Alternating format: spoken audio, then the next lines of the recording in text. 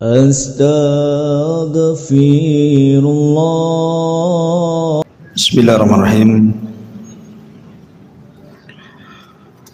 Assalamualaikum warahmatullahi wabarakatuh.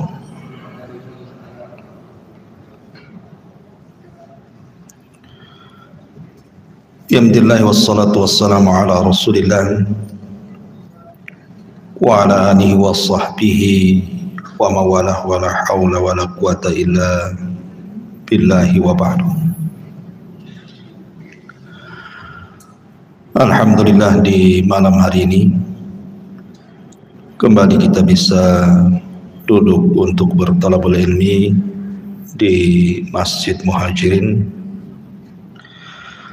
Salawat dan salam kita hadiahkan kepada Rasul kita Nabi besar Muhammad sallallahu alaihi wa ala alihi wasallam. Di malam hari ini biasa kita kaji tafsir, tapi biar tidak bosan kita selang-seling, dan malam ini kita akan membahas tema yang ringan saja, mengenal keluarga Nabi sallallahu alaihi wasallam lebih dekat lagi.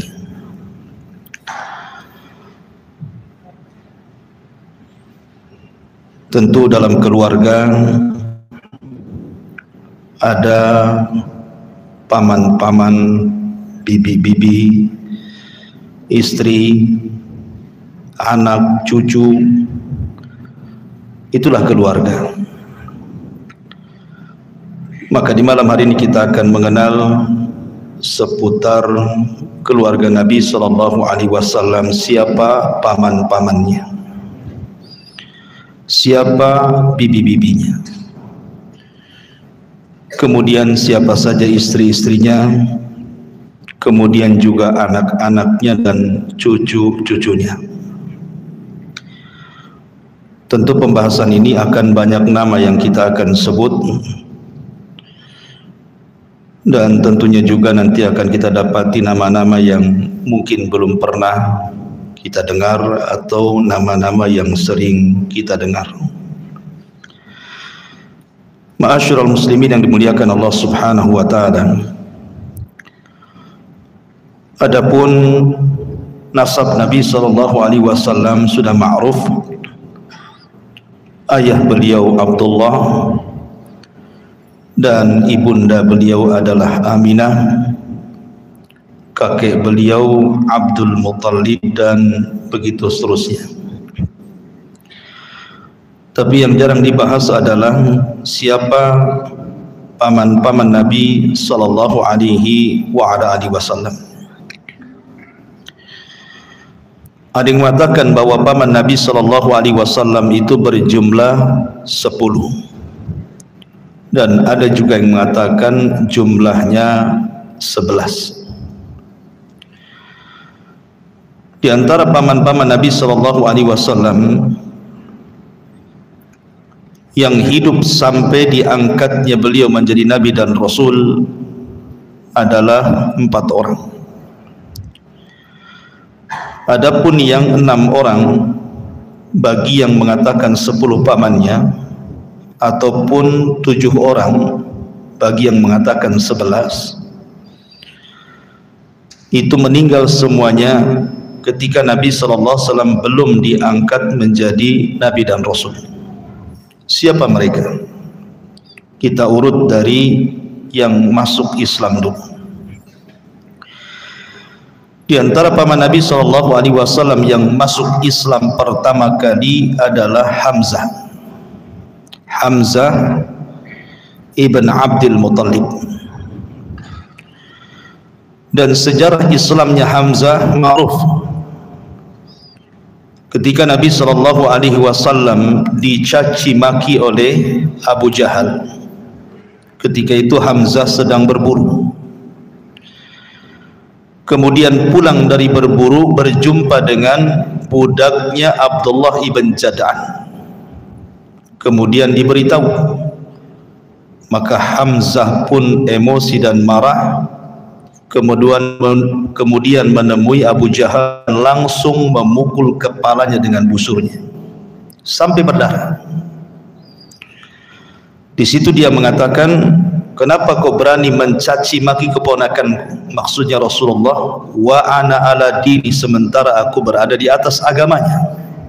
Padahal dia belum masuk Islam, tapi membela keponakannya sampai dia tersebut kalimat wa ana ala dini, sementara saya berada di atas agama.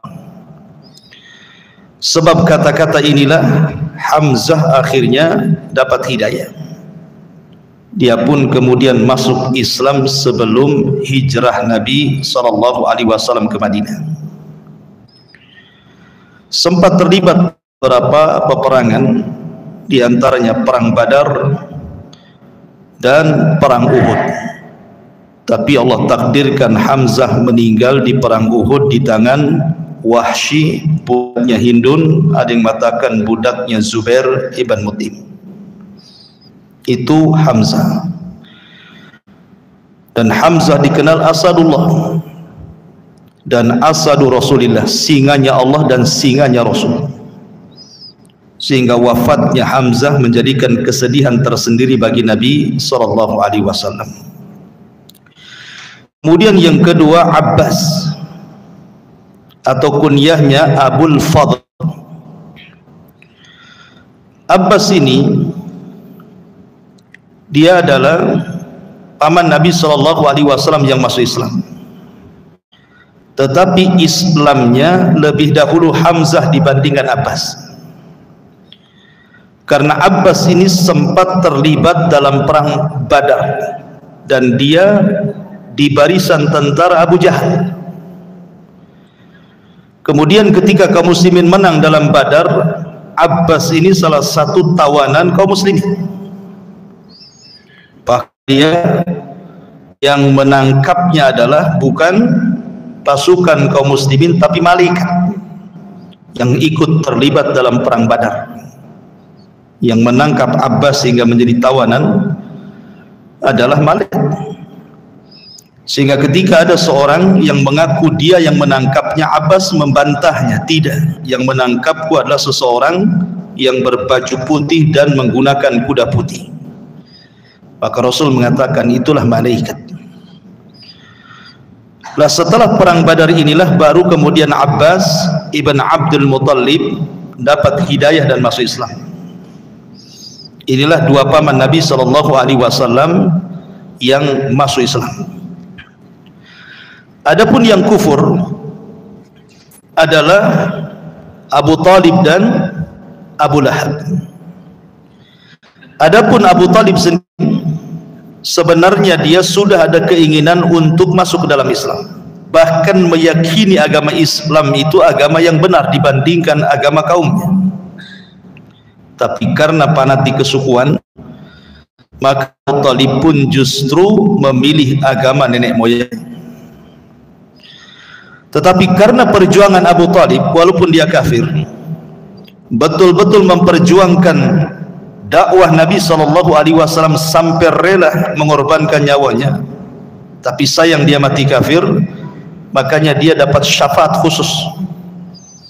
Ketika Abbas bertanya kepada Nabi SAW, bermanfaatkah usaha pamanmu Abu Talib kepada anda wahai Rasul di akhirat?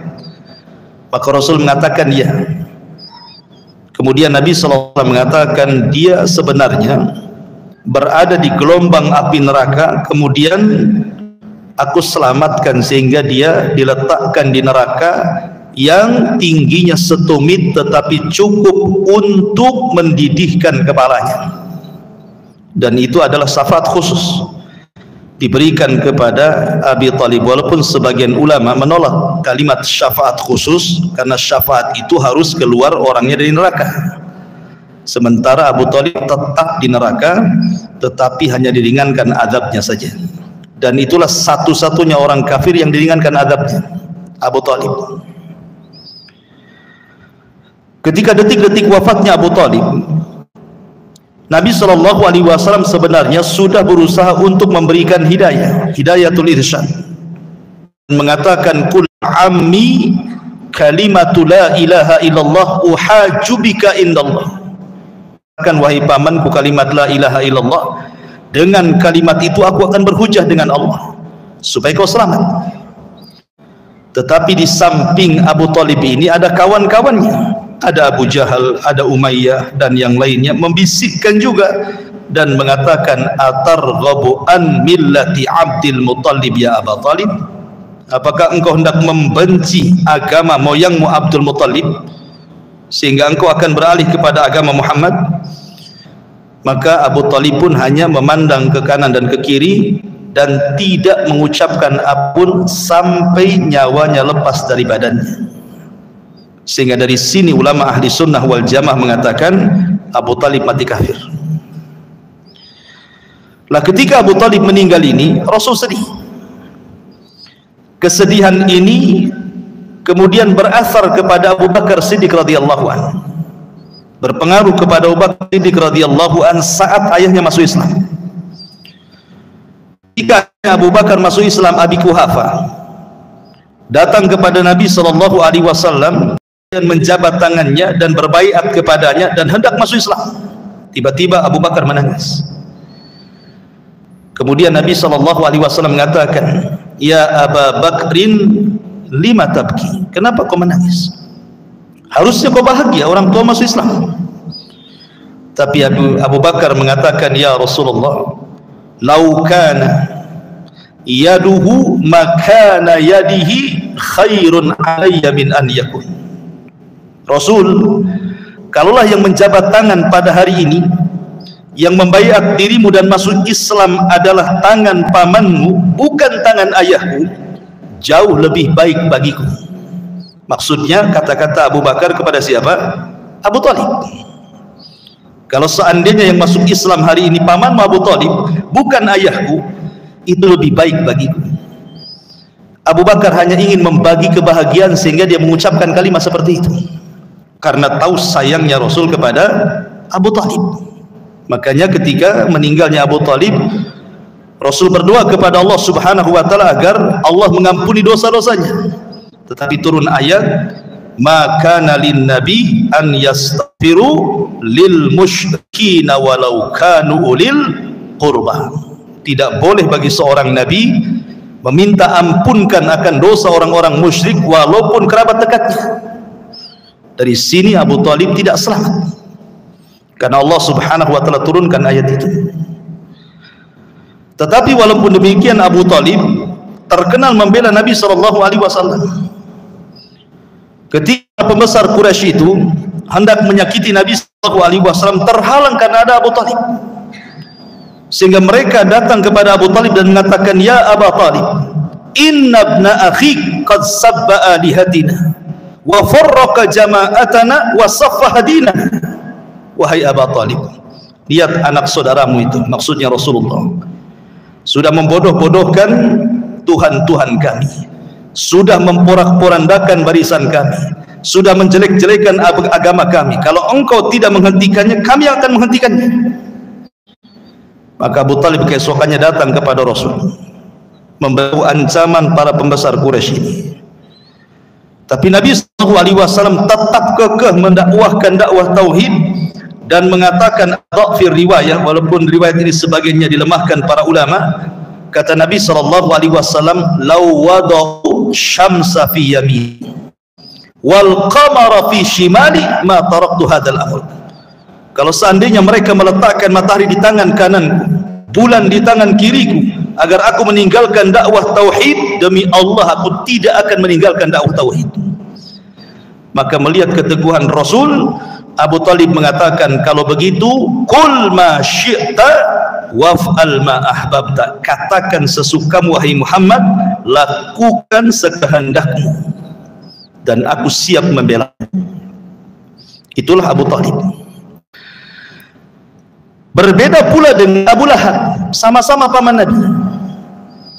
Abu Lahab hidup sampai Nabi SAW diangkat menjadi Nabi dan Rasul. Padahal Abu Lahab orang yang paling bahagia saat kelahiran Nabi. Sampai Thuwaibah budaknya dimerdekakan, karena yang menyusui salah satu ibu susuan Rasulullah, Thuwaibah budaknya Abu Lahab, dimerdekakan oleh Abu Lahab. Kemudian juga kecintaan Abu Lahab kepada Rasul sampai dinikahkan dua anak putranya dengan dua anak putri Nabi, Utbah dan Utayyah, menikah dengan Ruqayyah dan Ummu Kulsum. Tetapi ketika Nabi SAW diangkat menjadi Nabi dan Rasul, tiba-tiba dia orang yang pertama memusuhi Nabi. Turun ayat tabbat yada abi lahabi wa tab. Kutukan bagi Abi Lahab sejak dia memusuhi Rasul sampai kiamat. Ayat ini akan dibaca oleh kaum muslimin dimanapun kaum muslimin berada, karena dia orang yang pertama kali memusuhi dakwah Rasul sebelum yang lainnya. Itulah Abu Lahab. Tapi kenapa Al-Quranul Karim menyebut dengan kalimat kunyahnya? Bukankah namanya bukan Abu Lahab, namanya Abdul Uzza? Karena Abdul Uzza itu nama syirik, karena menisbatkan hamba kepada patung Uzza, makanya Quran tidak mau menamakan Abu Lahab dengan nama aslinya, makanya mencantumkan nama kunyahnya Abu Lahab. Dan disebut Abu Lahab karena tampan orangnya, dan orang Arab menyebut orang tampan itu lahab, bercahaya, dan orangnya kaya. Makanya dia menikah dengan pembesar Quraisy namanya Arwa bintu Harbin, saudari daripada Abu Sufyan ibn Harb, tokoh Quraisy. Ma'asyiral muslimin yang dimuliakan Allah Subhanahu wa taala, itulah paman Nabi SAW yang sempat mendapati kenabian dan kerasulan. Adapun di sana ada paman Nabi SAW yang lainnya, namanya Zubair ibn Abdul Muttalib. Zubair ibn Abdul Muttalib. Kemudian juga paman Nabi SAW yang lainnya ada namanya Abdul Ka'bah. Abdul Ka'bah. Kemudian juga ada yang lain namanya Al-Muqawwim. Kemudian juga ada yang lain namanya Al-Dhirar ibn Abdul Muttalib. Kemudian ada juga namanya Kusam ibn Abdul Muttalib. Kemudian Al-Mughirah ibn Abdul Muttalib, kemudian Ghaidak ibn Abdul Muttalib. Ini semua adalah paman-paman Nabi SAW, dan yang 6 ini meninggal sebelum diangkatnya beliau menjadi Rasul. Adapun bibi-bibi Nabi SAW, bibi-bibi Nabi SAW disebutkan oleh Imam Ibnul Qayyim rahimahullahu ta'ala. Di antaranya adalah, di antara bibi-bibi Nabi SAW ada yang masuk Islam namanya Safiyah. Safiyah bintu Abdul Muttalib masuk Islam. Dia menemui kenabian dan kerasulan, dan anaknya satu di antara 10 sahabat yang dijanjikan masuk surga, Zubair ibn Awam. Nah, Safiyah ini dia adalah satu kandung, satu ibu satu bapak dengan Hamzah, karena Abdul Muttalib ini kan banyak menikah wanita, sehingga ada yang beda bapak, ada yang satu bapak tapi beda ibu. Lah Safiyah ini satu kandung dengan Hamzah. Dan sekali lagi Safiyah ini meninggal cukup lama karena dia di usia panjang, meninggal di masa Khalifah Umar bin Khattab radhiyallahu anhu. Dan dia terkadang terlibat dalam beberapa peperangan untuk mengobati orang-orang yang luka, dan dia terkenal mendidik anak itu keras. Ya, dari punya anak Zubair ibn Awam itu luar biasa ketika dididik oleh beliau itu, sehingga menjadi pendekar Islam Zubair ibn Awam ini. Kemudian juga ada bibi beliau namanya Atikah. Atikah. Diperselisihkan para ulama tentang Atikah ini, apakah dia masuk Islam atau tidak. Kemudian ada namanya Barrah bintu Abdul Muttalib.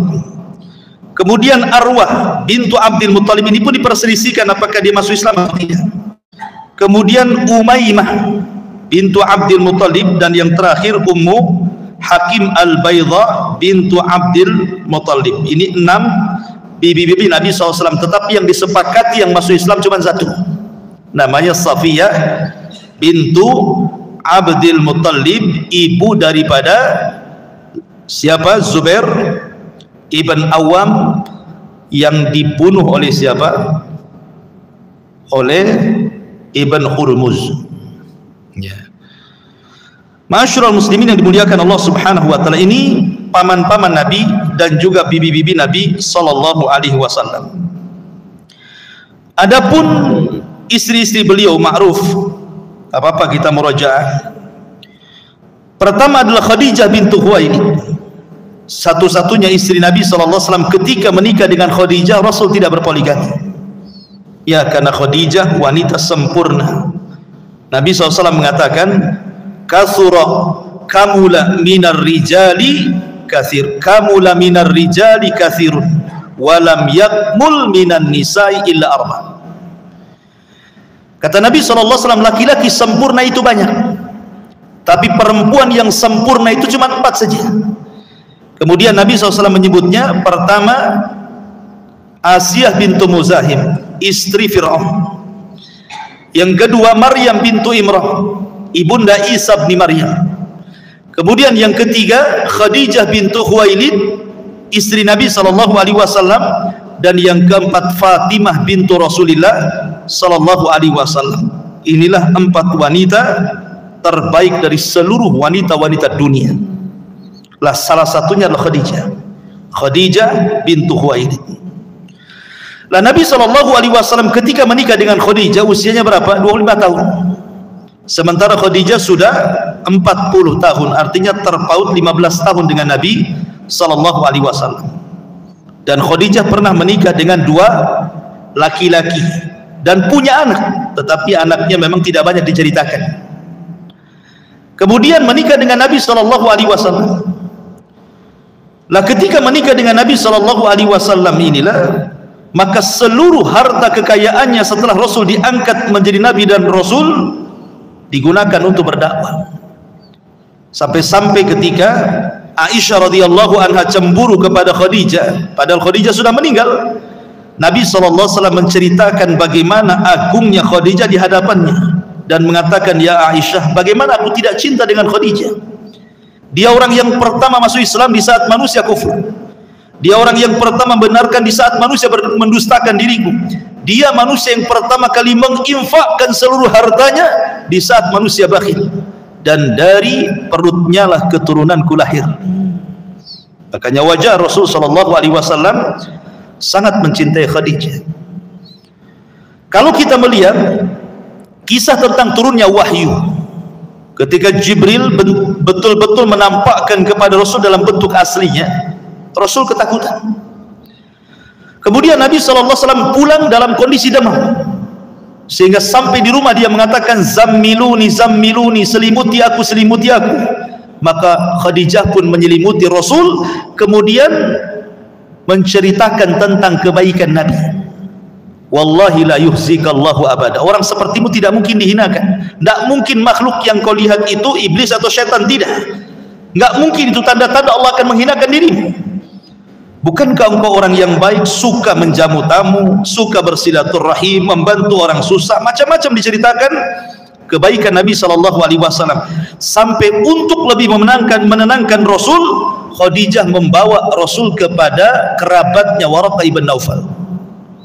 Baru Waraqah ibn Naufal menjelaskan siapa makhluk yang ditemui Rasul. Kata Waraqah, makhluk yang kau temui adalah namus, makhluk yang bersayap, maksudnya Jibril.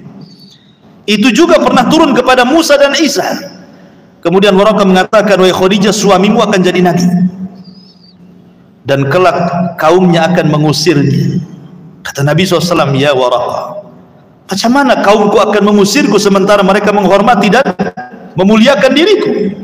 Maka Waraqah mengatakan, ya Muhammad, apapun yang kau bawa dan siapapun yang membawa apa yang kau bawa, kecuali pasti akan diberikan ujian.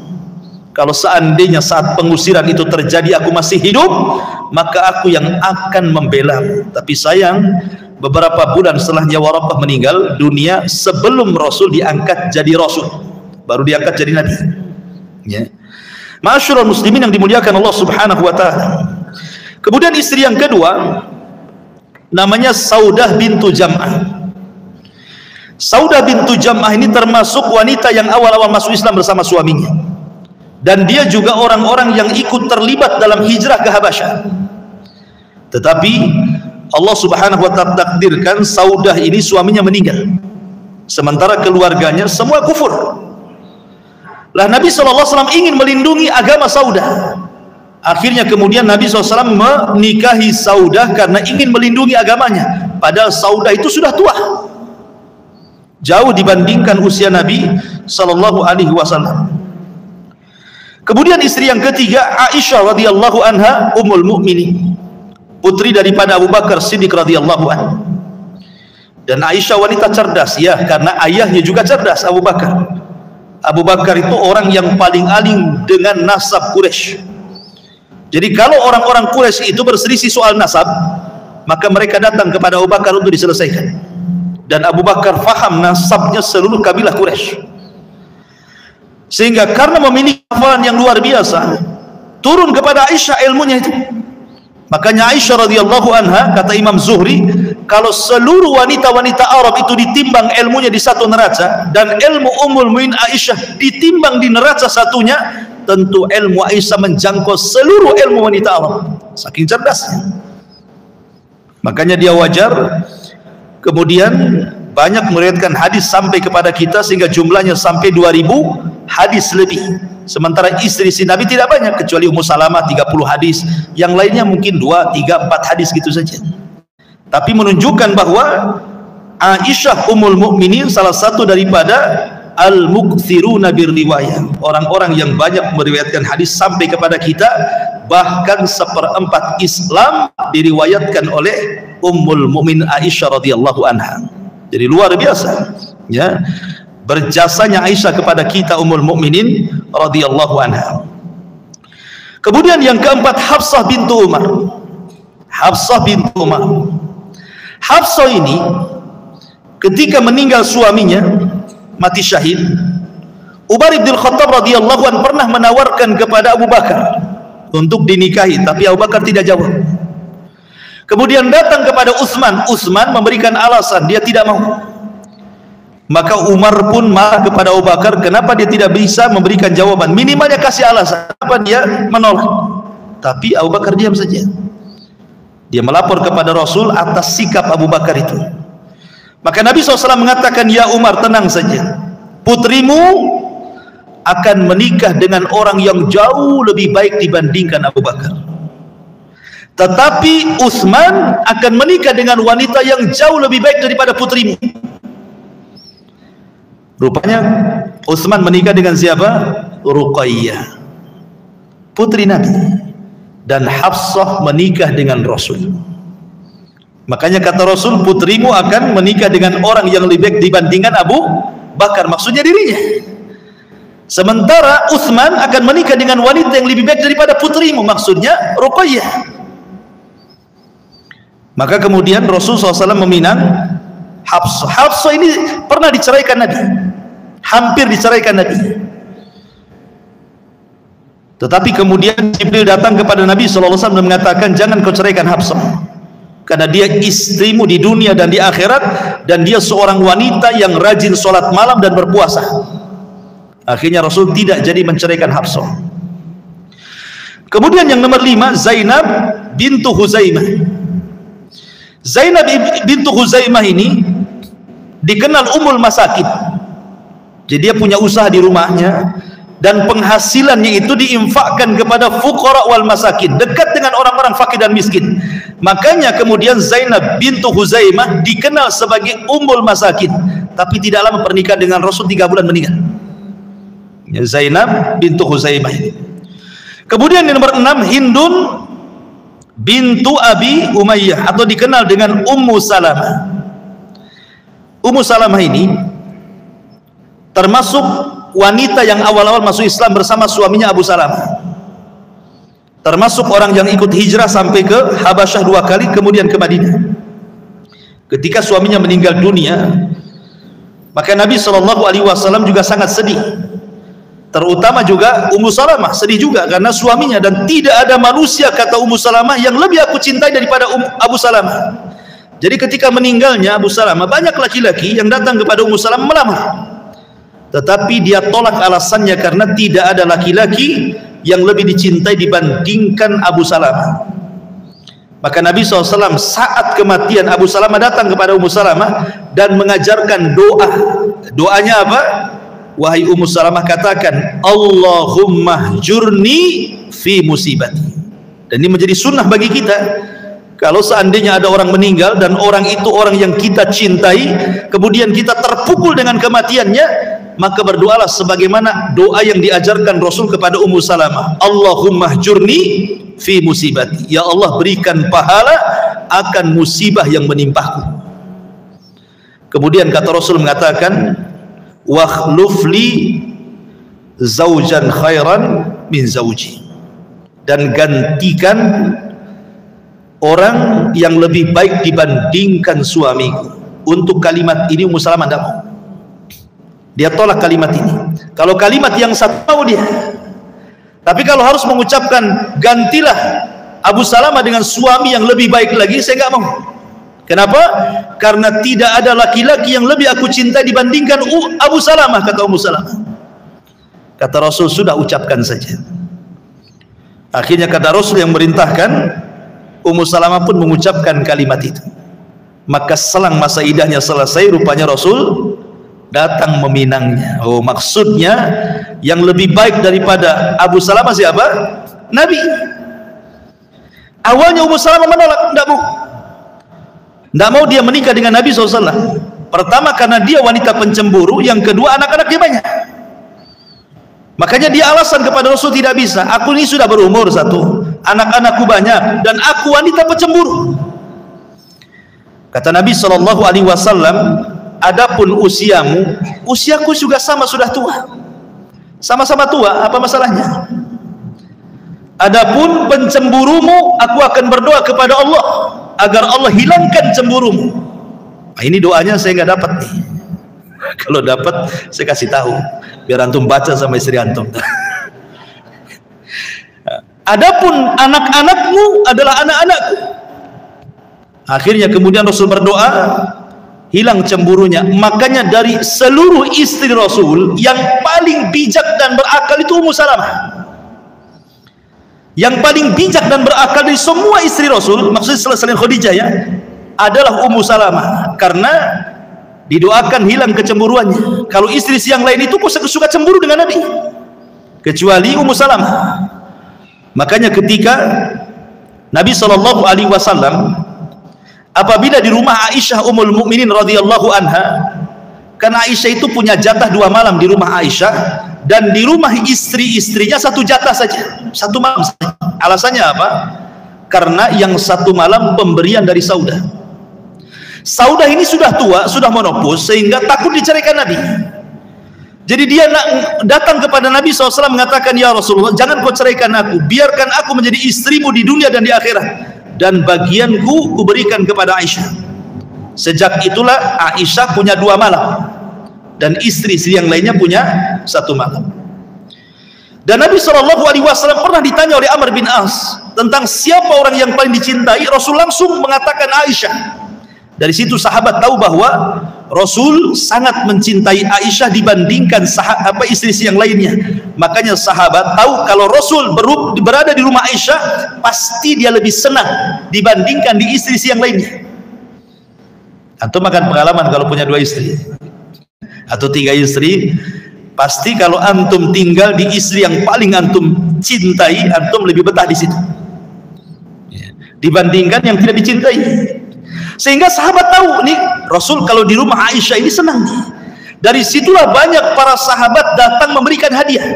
Kalau ketika di giliran Aisyah banyak datang, terutama saat ibadah. Pemimpin Khazraj, dia suka ngasih hadiah. Dan apabila kemudian Rasul berada di rumah Aisyah, hadiahnya lebih spesial lagi. Inilah yang membuat cemburu istri-istri yang lainnya. Kenapa Nabi ini? Kalau di rumah kami tak ada orang datang kasih hadiah. Kalau di rumah Aisyah banyak kali orang datang kasih hadiah, katanya. Dari sinilah kemudian istri-istri Nabi cemburu. Kemudian mengutus siapa? Ummu Salamah yang diutus. Mereka mengatakan, ya Ummu Salamah, datanglah kepada suami kita itu. Maksudnya Nabi SAW, kalau bisa dianjurkanlah para sahabat, jangan kasih hadiah kalau seandainya di rumah Aisyah saja, di rumah kami juga sama lah kasih hadiah. Maka Ummu Salamah datang kepada Rasul dan mengatakan, ya Rasulullah, saya hanya menyampaikan pesan dari istri-istrimu. Kemudian diceritakan cemburunya istri-istrinya kepada Rasul, tapi Rasul tidak jawab. Rasul diam. Kemudian istri-istri yang lain sudah nunggu tuh. Datanglah Ummu Salamah, dikatakan, Ummu Salamah, Nabi ngomong apa? Kata Ummu Salamah, sudah kusampaikan maunya kalian, tapi Nabi diam. Mau apa? Kemudian istri-istri yang lain mengatakan, ya sudah, gini saja, kamu nanti ngomong lagi saat Nabi berada di giliran malam. Kau bisa leluasa kan ngomong. Ya. Betul-betul ketika berada di giliran Ummu Salamah ngomong lagi. Tapi lagi-lagi Rasul diam, tidak jawab. Ya. Akhirnya karena tidak berhasil lewat Ummu Salamah, istri-istri yang lain akhirnya menggunakan Fatimah, putri Nabi SAW, dengan pertanyaan yang sama. Fatimah datang dan mengatakan, Abi, maaf nih, istri-istrimu kan banyak, kenapa kau spesialkan Aisyah radhiyallahu anha dibandingkan yang lainnya? Kemudian menceritakan kecemburuan mereka. Tapi Nabi SAW menjawab dan mengatakan, wahai Fatimah, apakah engkau mencintai ayahmu? Kata Fatimah, ya, aku cinta dengan engkau wahai ayah. Kalau kau cinta aku, cintai wanita yang ku cintai. Dan ayahmu hanya cinta kepada Aisyah radhiyallahu anha. Itu sudah kata kunci itu, tidak bisa lagi ditolak tuh. Kemudian Rasul memberikan alasan kenapa. Kenapa aku lebih mencintai Aisyah? Karena Jibril selalu turun di kamarnya dan tidak turun di kamar yang lainnya. Makanya sebab itulah Rasul suka di rumah Aisyah, karena Jibril turun di situ. Itu kamarnya wahyu, kamar Aisyah radhiyallahu anha. Makanya Rasul pun dikubur di rumah itu sampai sekarang. Ma'asyiral muslimin yang dimuliakan Allah Azza wa Jalla. Jadi Ummu Salamah ini diantara istri yang ke-6 Nabi SAW. Kemudian yang nomor 7, Ramlah bintu Abi Sufyan atau dikenal dengan Ummu Habibah. Ummu Habibah ini termasuk wanita yang awal-awal masuk Islam. Ayahnya musuh Nabi, Abu Sufyan. Siapa yang dikenal Abu Sufyan? Abu Sufyan itu memimpin perang Uhud, kaum muslimin kalah. Anaknya masuk Islam, Ummu Habibah. Kemudian ikut hijrah ke Habasyah, tapi sayang suaminya di Habasyah. Kemudian tanassar, masuk Nasrani, kemudian meninggal. Ya. Akhirnya kemudian Raja Ethiopia ini, Ashama ibn Afjur, Raja Najasyi, kemudian menawarkan agar Ummu Habibah menikah dengan Nabi dan dananya didanai oleh Raja Habasyah. Maka Ummu Habibah pun menikah dengan Rasul dengan dana yang didanai siapa? Raja Najasyi. Lah ketika kemudian sudah bertinggal di Madinah bersama Rasul, ketika beberapa hari sebelum terjadi Fathu Mekah, orang-orang Quraisy sudah ketakutan. Kenapa? Ini kalau sampai diserang, karena Rasul sudah berkembang di Madinah dan pasukannya banyak. Orang-orang Quraisy sudah ketakutan. Kalau begitu, utus sajalah kepada Rasul itu agar berdamai saja, jangan diserang. Kata Abi Sufyan, akan kucoba lewat anakku kan istri dia katanya. Akhirnya Abu Sufyan pun berangkat dari Mekah ke Madinah. Ketika mengetuk rumah Ummu Habibah putrinya, dibukakan. Ketika mau duduk di tikar, tikarnya digulung.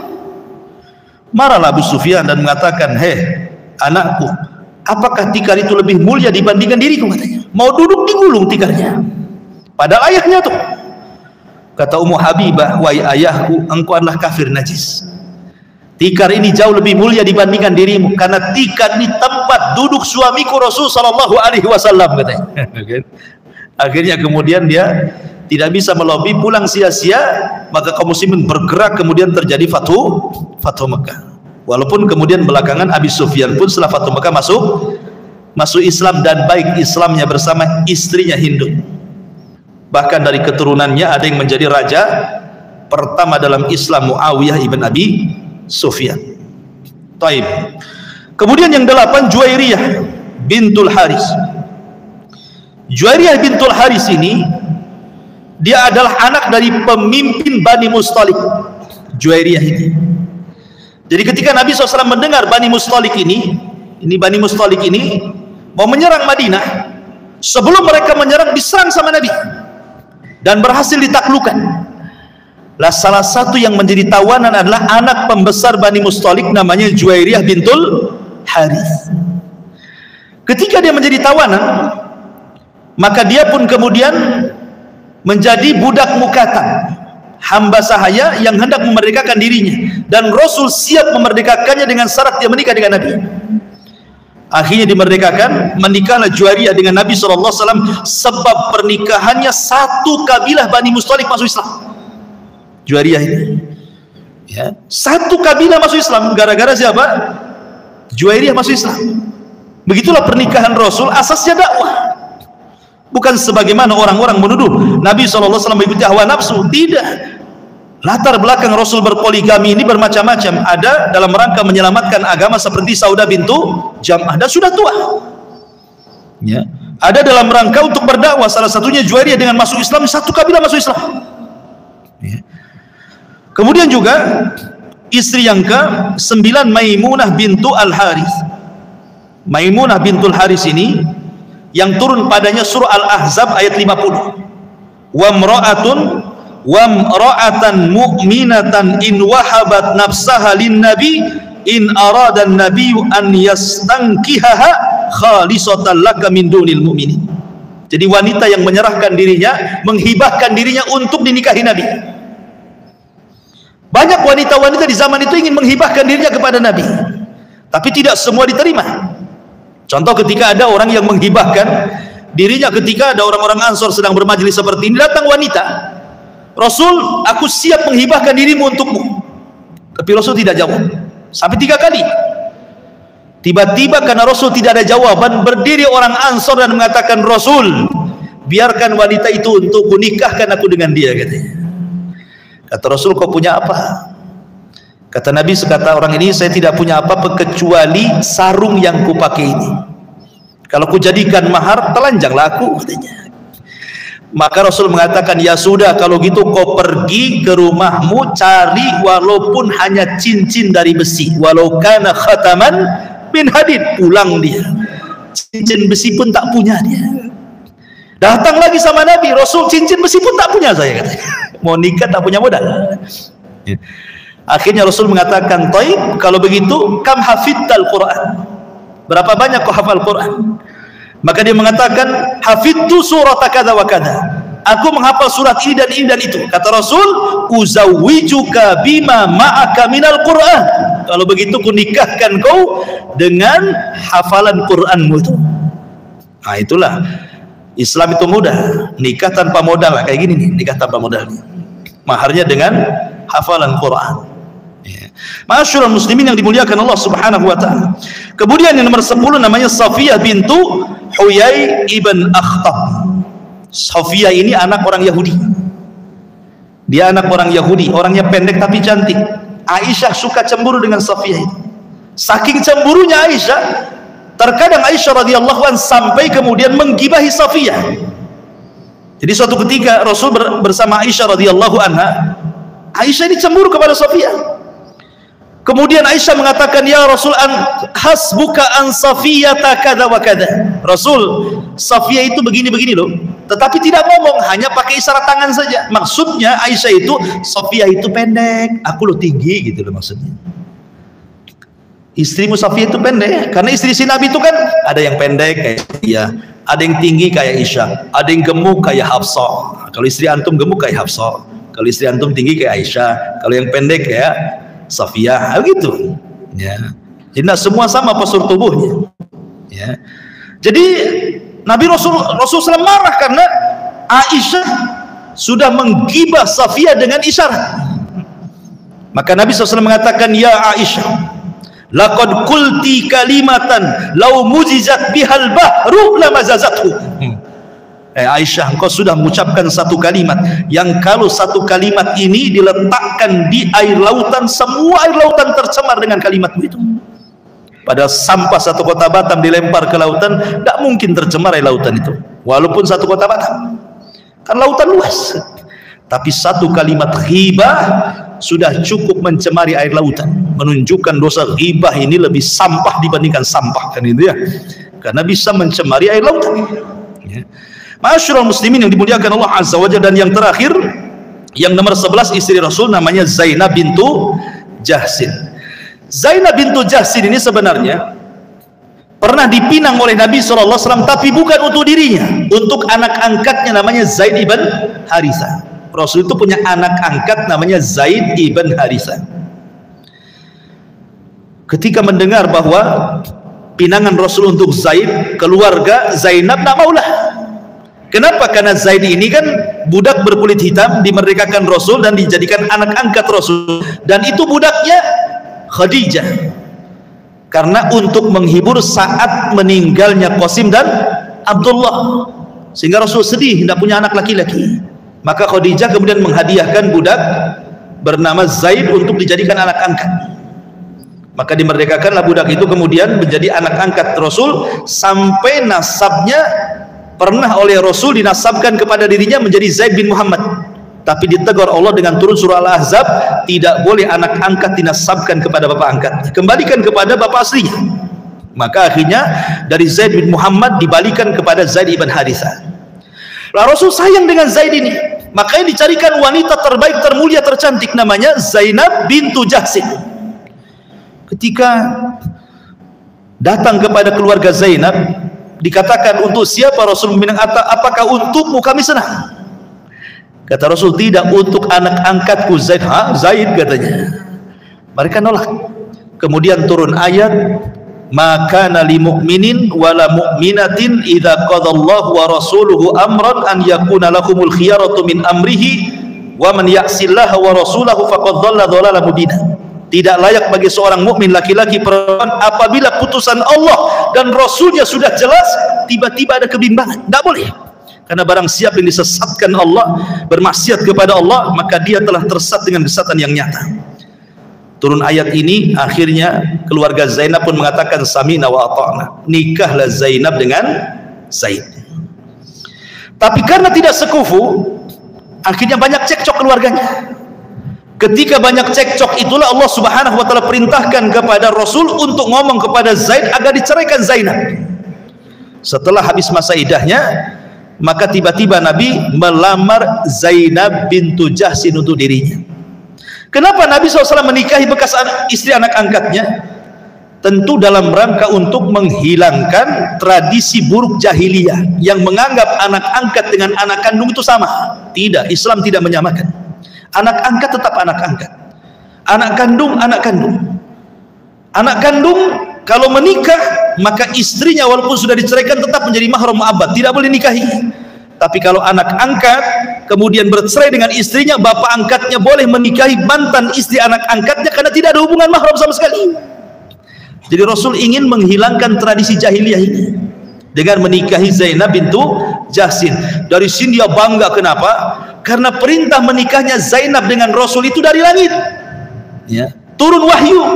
Maka Zainab itu berbangga, kalian dinikahkan oleh wali-wali kalian, aku loh dinikahkan dari langit sana, katanya. Itu Zainab tuh, saking bangganya, ya, Zainab bintu Jahsin.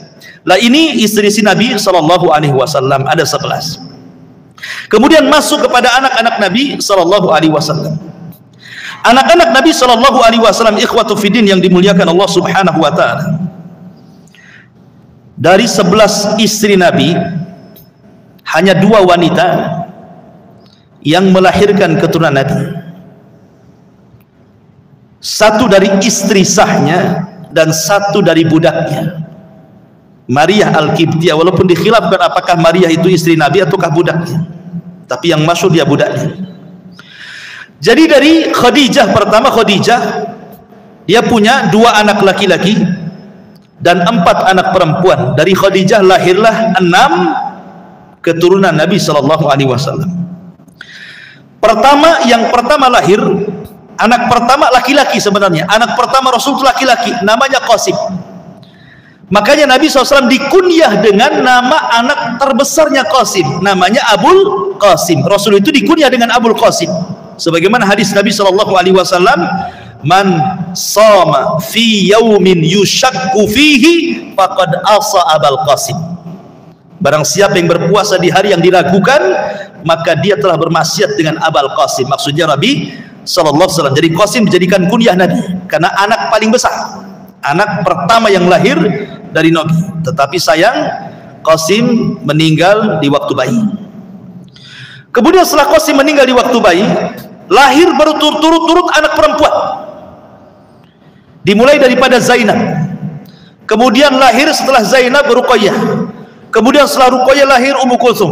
Kemudian setelah Ummu Kulsum lahir Fatimah. Baru anak keenam lahirlah Abdullah. Abdullah ini lahir setelah Nabi jadi Nabi dan jadi Rasul.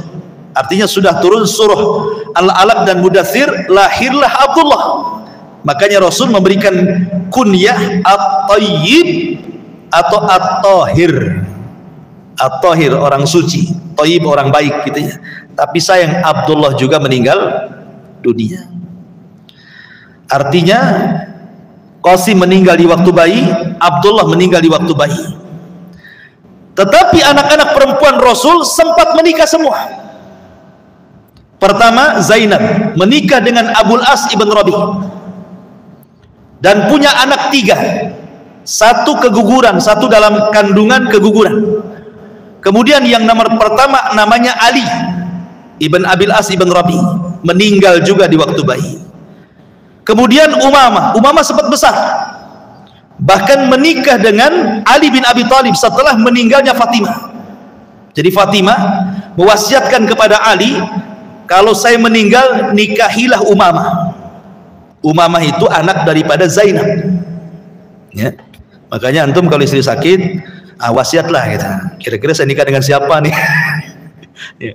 Jadi Fatimah mengatakan menikah dengan Umamah. Makanya ketika Fatimah meninggal, Ali langsung menikahi Umamah.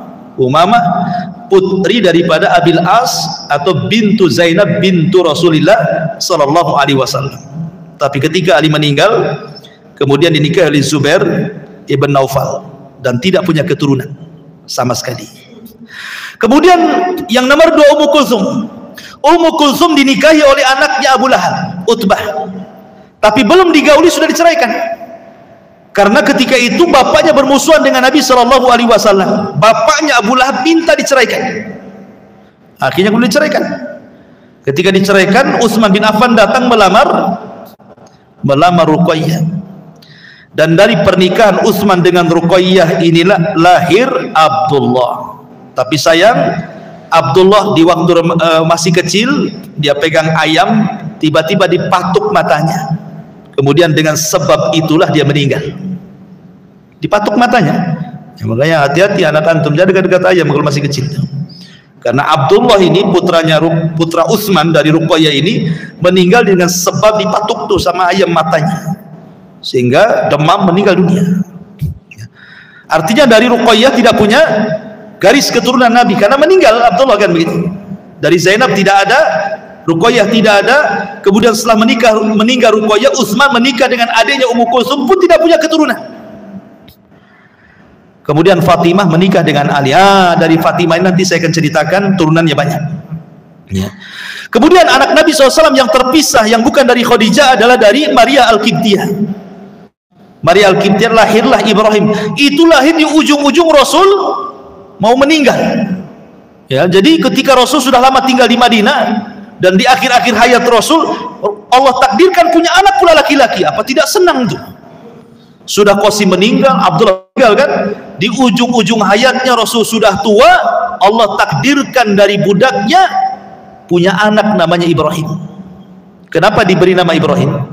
Karena Maria itu hadiah dari Muqawqis, raja Mesir ya. Kemudian dia teringat dengan Nabiullah Ibrahim, di mana Ibrahim ketika punya anak Ismail, ibundanya hadiah daripada raja Mesir. Sama-sama dihadiahi raja Mesir gitu ya. Makanya ketika Maria hamil langsung diberi nama Ibrahim. Teringat dengan kakeknya Ibrahim alaihi salatu wassalam. Tetapi sayang, Ibrahim pun di usia setahun 6 bulan meninggal dunia. Sampai Abdurrahman bin Auf melihat kesedihan yang luar biasa dari Nabi. Ya, gimana tidak sedih? Itu anak terakhir beliau, sudah tua, sudah di akhir-akhir hayatnya punya anak laki-laki, itu kan bangga gitu ya.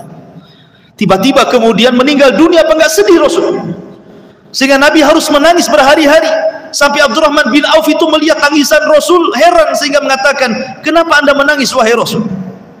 Maka Nabi SAW mengatakan kepada Abdurrahman bin Auf, ya Abdurrahman bin Auf, ini tangisan rahmat.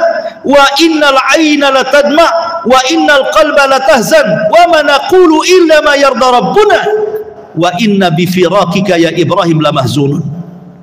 Abdurrahman, mata ini bisa mengeluarkan air mata, hati bisa bersedih, dan aku tidak pernah mengucapkan kecuali yang diridhai Allah, dan perpisahan diriku dengan Ibrahim sungguh menyesakkan dada.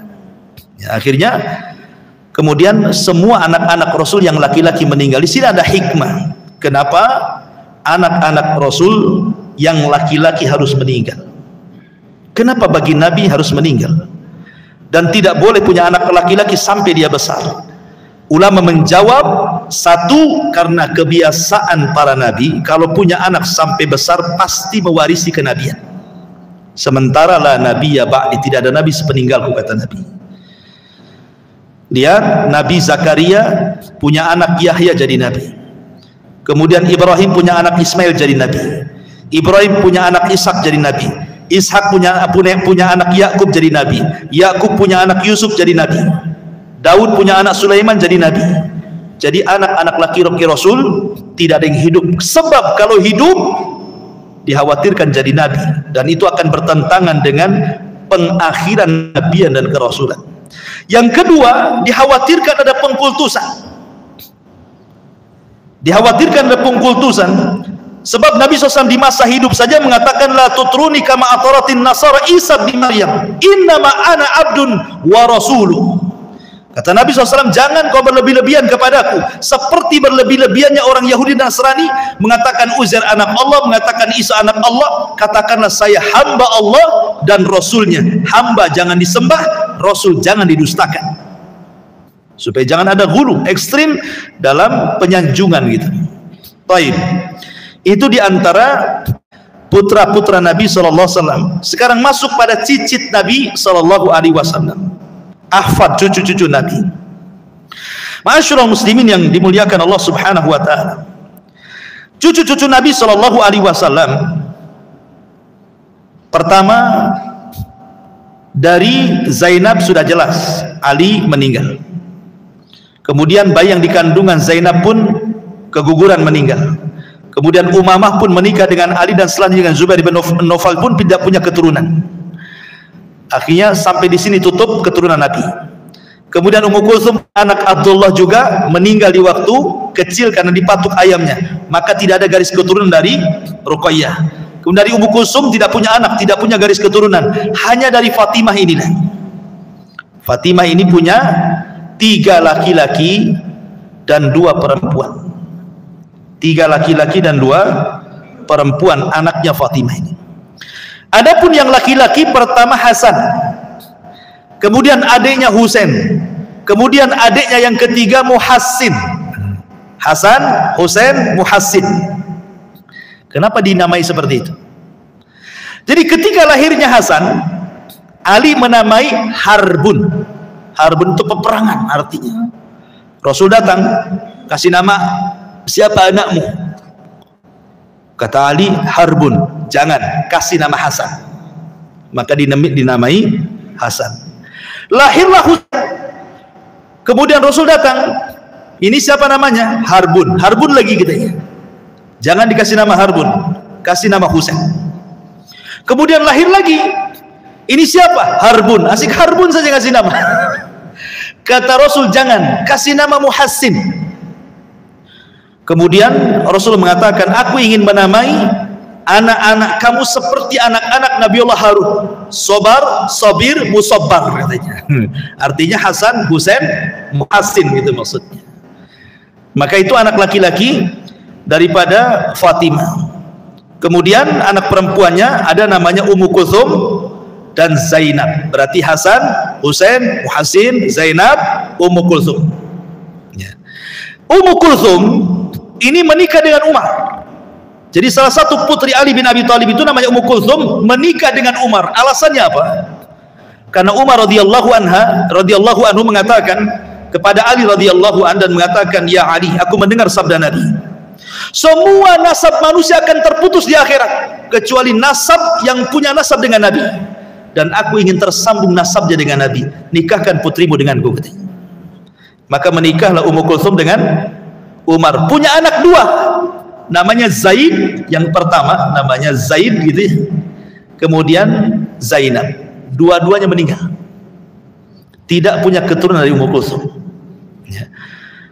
Begitu juga Zainab, tidak dijelaskan punya keturunan. Kemudian Muhassin meninggal di waktu kecil, sehingga yang memungkinkan keturunan Rasul hanya dari dua jalur, Hasan dan Husain. Siapapun yang sekarang mengaku sebagai Habib, sebagai Sayyid, sebagai Syarif, turunan Nabi SAW, maka jalurnya harus dari Hasan dan Husain.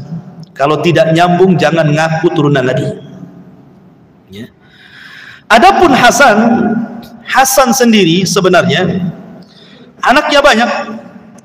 Hasan ini punya anak 11. Pertama Abdullah, kemudian Qasim, kemudian Hasan, kemudian Zaid, kemudian Amr, kemudian Ubaidillah, kemudian Abdurrahman, Ahmad, Ismail, Husain, Aqil, kemudian Ummul Husain. Ada yang mengatakan bahwa yang hidup dari turunan, yang ada keturunan Hasan itu hanya dari dua saja, dari putranya dua, namanya Hasan ibnu Hasan, atau dikenal dengan Hasan al-Musanna. Kemudian yang kedua dari Zaid ibnu Hasan. Inilah dua jalur keturunan Hasan. Adapun yang lainnya dikatakan seperti Amr, dia seorang ahli hadis. Memang Amr ini, anak Hasan ini, ya Muhammad ibn Amr, tetapi sayang tidak punya keturunan. Kemudian Husain, kemudian Qasim, kemudian yang lainnya semua tidak ada keturunan, dan sebagian anak-anaknya ikut terlibat dalam Karbala dan terbunuh. Sehingga anak-anak Hasan itu yang punya keturunan dari Hasan itu cuma dua, Hasan ibnu Hasan atau dikenal Hasan al-Musanna, yang kedua Zaid ibn Hasan. Berarti siapapun yang mengaku keturunan Nabi dari jalur Hasan ini, maka dia harus melewati dua anaknya. Pertama Hasan al-Musanna, yang kedua Zaid ibn Hasan. Dan Imam Mahdi nanti di akhir zaman, turunan Hasan. Ya dari dua orang ini, imam Hasan ibn Hasan atau Zaid ibn Hasan. Ya. Adapun Husain dijelaskan bahwa Husain pun anaknya sebenarnya dia memiliki 6 laki-laki dan 3 perempuan. Anak pertama namanya Ali al-Akbar, kemudian Ali Zainul Abidin atau dikenal dengan Ali ibn Husain, kemudian Ali al-Asghar, kemudian Muhammad, kemudian Abdullah, kemudian Ja'far. Ini 6 laki-laki, perempuan Zainab, Sakinah dan Fatimah.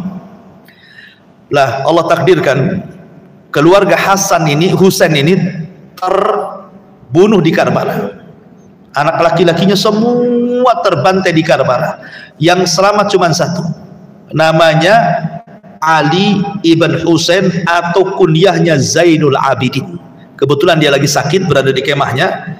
Ketika melihat saudara-saudaranya banyak mati, dia sampai minta tongkat kepada bibinya Zainab, hendak maju padahal dia sedang sakit tuh.